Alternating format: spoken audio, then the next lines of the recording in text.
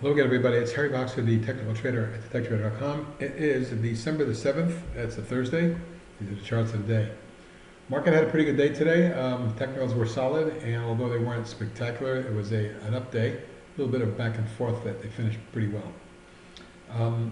Looking at some of the longs that were trading and are swinging, Collegium, which formed a beautiful base for several months and broke out with a big volume surge, running from about 9 and change and doubling up to 19 or more so. Pulled back for a few days, formed a wedge, and then popped again. Now, on an earnings report, or excuse me, on a drug report, the stock exploded last week and then backed off, at which point I said, looks to me like a possible opportunity for entry. And it did hold right here near the short-term support is 1650. The longer-term support, or more intermediate support, is 15. That's the drop dead stop. But if this is a new channel up, I'm thinking this stock is going to the low to mid 20s, perhaps. First to test at 21, and then I'm looking for 24.5. Cool. Well, this stock has been up very sneakily 14 of the last 15 sessions. Not a lot, but you can see it did spike up and pull back for one day, and then rectified itself. A line of resistance exists right here about 29.80. If I can get that to 29.80, I think the stock has a shot at attacking the 31.5 to 2 3/4 range. And certainly anything through that, this stock could head into the mid-high 30s. That's my short-term target. Depomed, it continues its move. It's now up for 7 days in a row after breaking out of the coil. It may need to consolidate in that zone near 9 if it fills the gap, which it may be doing shortly. Today's high, 861, the highest level in about 4 months. But you can see that the major declining tops lines has been taken out, and now the stock's moving up to test, I think, the 9 and 10 zone. Beyond that, I think it's likely we get some sort of move to 11. So my targets are going to be short-term 9 and then 11, and then we'll see where we go from there. This one's got 7.3 days to cover.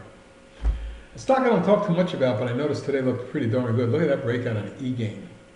Now, after a 5-wave run-up and then a long consolidation wedge, it appears that this one is on the verge of extending this move, perhaps making a run at the 6-7 zone up here. Today was a spectacular pop of 85 cents or 22.3%. Half a million traded, which happens to be the biggest volume in a couple of months. So it looks like this can extend. On a longer term basis, you'll see that there may be some resistance up near, I would have to say, the 7 and a 40-50 range, and that would be my secondary target on that one. Another look at the daily, and you can see the targets I'm setting are 5 and then 7.5. FMI, one of our old swings, is doing great and continues to push higher.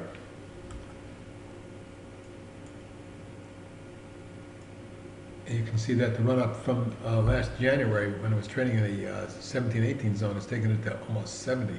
At one point, a week ago, when it spiked up to 70-75.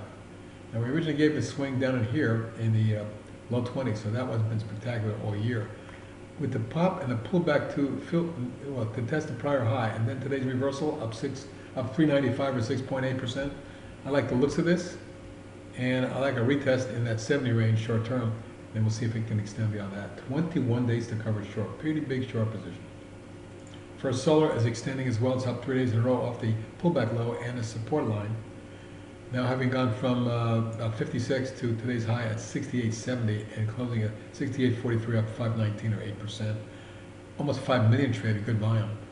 I've been telling you all along for months now that this stock looks like it's headed back to 73. If you take a look at all the tops in there, I think 73 is a good target. 6.9 days to cover for First Solar. And Global Blood Therapeutics has broken out of a wedge, popped and retested the apex right there before resuming its advance. It looks like now that it's up through here, I'm looking at a $49 and $55 target going forward. 8.8 days to cover on Global Blood. Alzyme looking really good from that breakout point here. We put you a swing on this one at 16 and change, and it's now up to 19. Nothing spectacular, but if you look at the overall thrust of the pattern, I'm thinking this is a 25 and then $30, $32 stock down the road. I think momentum is on its way with this one. And it does have 12.8 days to cover short, so we could see a squeeze. HOME doing very fine.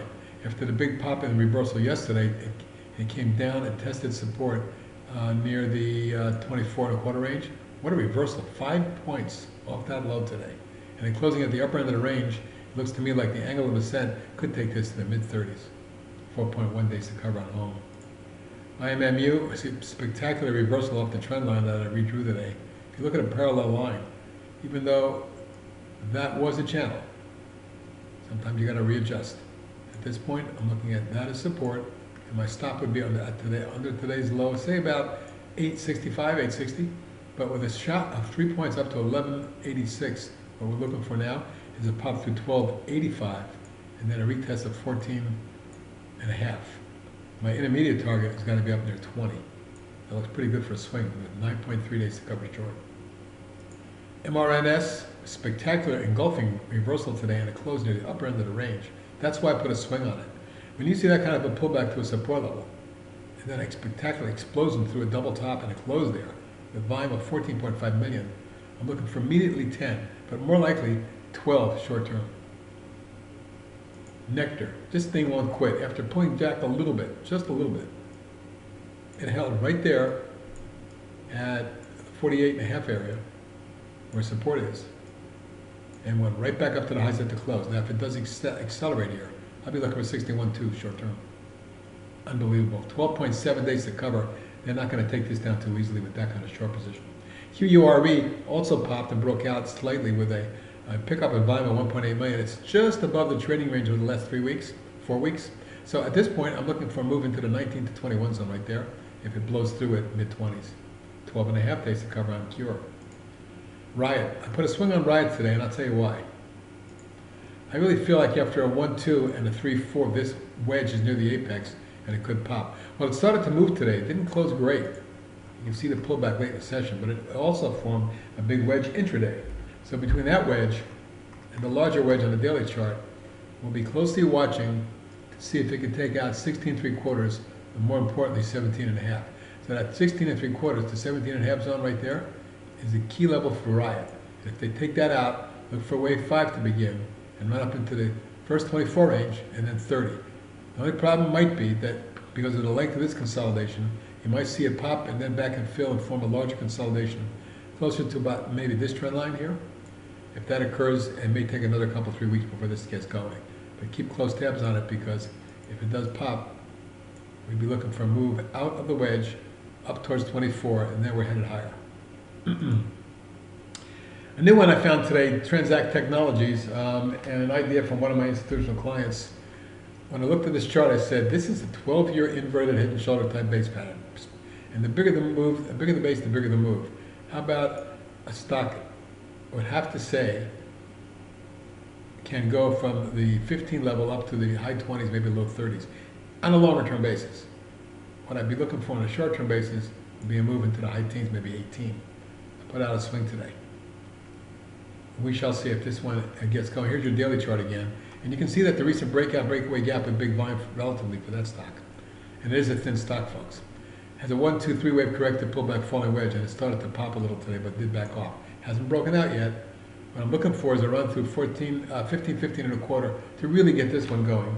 And on a measured move basis, if you take a look at the low here, about 880, and the high here, about 15.55, we're looking at almost 7 points. From the pullback low, that gives you around 19.5 up in that zone. So I'm looking for a big move on this stock potentially. Taylor Brands, the retailer, broke out on a breakaway gap with big volume relatively. And it looks to me like it's going to head into this zone, which comes in around 22, 24. That's my next target. 8.7 days to cover at Taylor Brands. VKTX, I put out a swing on this today. The volume on the last 2 days has been undeniable. First, it exploded and pulled back near the breakout point. Today, it had an inside day, but it closed at the upper end of the range, also a very large volume. To me, it feels like a stock is headed to the 4.5, 5 zone. But ultimately, it may very well see something up near 7. And that's what I'm looking for on a swing basis. So look for a 75, 80% move down in the next few weeks. An old swing Winnebago continues to give. It's continued to look great in here. And at this point, take a look at the rising channel that it's in. It popped a little bit, about $1.85 or 3.5% today.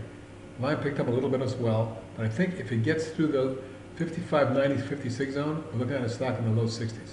6.8 days to cover on that. And finally, Zoma, which continues to look great. after the breakout, a little pennant, and exploded, and has formed the rising channel.